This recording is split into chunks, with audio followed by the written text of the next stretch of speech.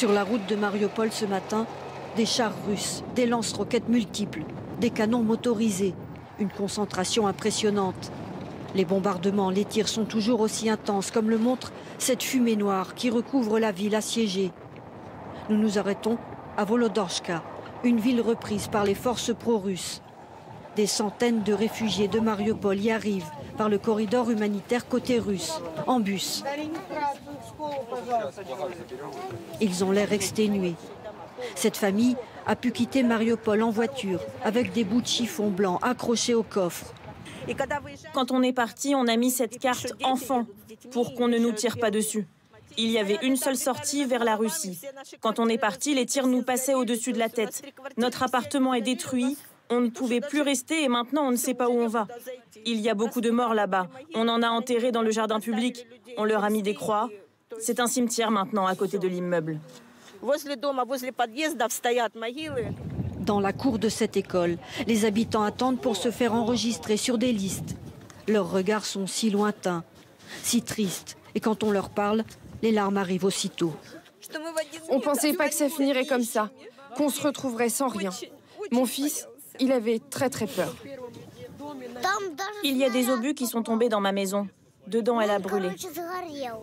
Les gens ont peur de sortir des caves avec les enfants. Quand on est sorti, ça tirait tout le temps.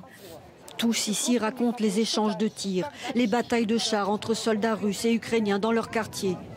Dans une salle de classe, un repas est servi pour chaque réfugié. Cette grand-mère est épuisée physiquement, psychologiquement. Ça fait 5 jours que je n'ai pas mangé un repas chaud. Toute ma maison a brûlé. Je suis restée dans ma cave 5 jours. J'ai tout perdu. Comment je vais survivre à tout ça? La plupart de ces habitants ne savent pas où ils vont aller maintenant. Ils ont fui l'enfer, c'est l'essentiel. Ici, on leur propose des bus pour partir vers la Russie. Parmi ceux qui ont réussi à quitter Mariupol ces derniers jours, quelques Français, notamment cette famille qui vivait à 300 mètres seulement du théâtre bombardé par l'armée russe. Elle vient d'arriver à Paris. Écoutez ce témoignage recueilli par Mickaël Guilleux, Manon Debu et Olivier Cresta.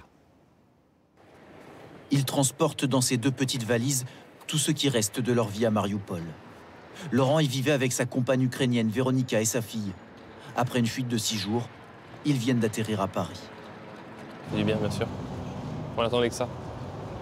La fin de ce calvaire. Il fallait toujours garder en tête que ça allait se finir à un moment donné. Et on a eu la chance que ce soit passé. On a eu la chance de survivre surtout. Le couple a réussi à quitter l'Ukraine grâce à une entreprise spécialisée dans la sécurité qui a organisé leur parcours et les suivait en temps réel depuis leurs locaux à Menton. Ils ont pu en filmer quelques étapes. À plusieurs points de rendez-vous, des chauffeurs les attendaient. Un voyage très risqué qui aurait pu mal terminer lors d'un contrôle à un checkpoint russe.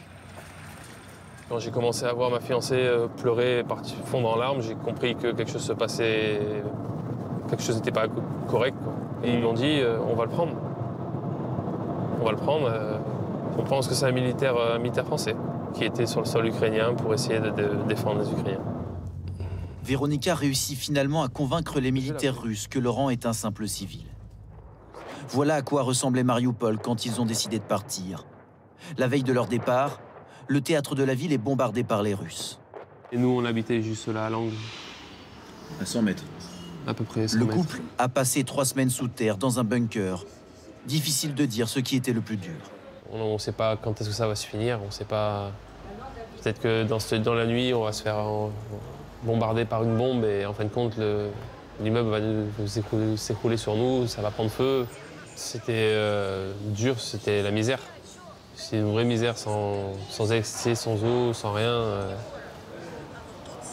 C'était la guerre. C'est la guerre.